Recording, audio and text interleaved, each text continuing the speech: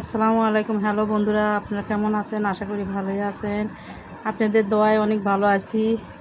রমজান শেষ হয়ে গেল, ভিডিও দিতে পারি না কিসের জন্য? রমজান মাসে আমার অনেক মেহমান আসছিল ঈদের মধ্যে, ওই জন্য রান্নার কোনো ভিডিও দিতে পারিনি।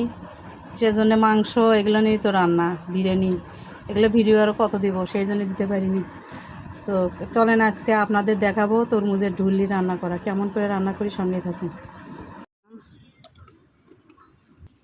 তেজপাতা, কাঁচামরিচ পেস্ট দিয়ে দিলাম,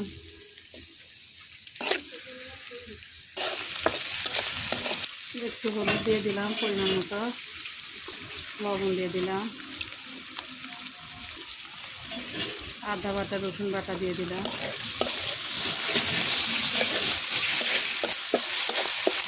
এই তো এগুলো দিয়ে ভাজবো। এগুলো হলো তরমুজের ঝুল্লি, তরমুজ কাটে যে ঝুল্লি থাকে সেই ঝুল্লি।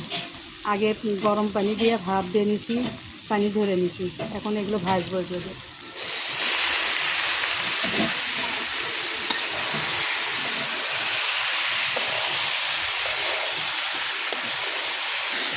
এই তো ভাজতে ভাজতে একদম লাল লাল হয়ে যাবে, তখন হয়ে যাবে, লাগিয়ে দিচ্ছি। এবার তেলে ভাজবো, পানি দিব না, আমাদের পানিতে ভাপ দিয়ে সিদ্ধ করে নিচ্ছি। তরমুজের ডুল্লি ভাজলে কীরকম লাগে, খেতে কী মজা লাগে, একদিন ভাজা খেয়ে দেখুন, আমার ভালোই লাগে। আপনাদের কেমন লাগে অবশ্যই ভাজা খেয়ে কমেন্ট করবেন। আর এইভাবেই ভাজতে হয়। এই তো তরমুজের ভাজা এখনও হয়নি, আরও হবে, লাল হয়েছে, আরও লাল লাল হয়ে যাবে, কালো কালো হবে, লাল তো এমনি তরমুজ। এই তো তরমুজের ঝুল্লি ভাজা হয়ে গেছে, এখন নামে নিব।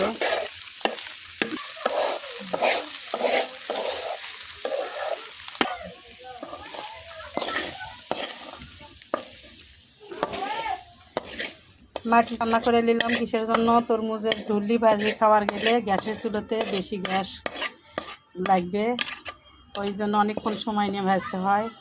ওই জন্য মাটির চুলোতে করছি, সিমেন্টের চুলো, মাটির চুলো তো আমাদের বাড়িতে নেই। তো কেমন হয়েছে তরমুজের ডুল্লি ভাজি অবশ্যই কমেন্ট করে জানাবেন। তো ভালো থাকবেন, সুস্থ থাকবেন। আসসালামু আলাইকুম, খোদা হাফেজ।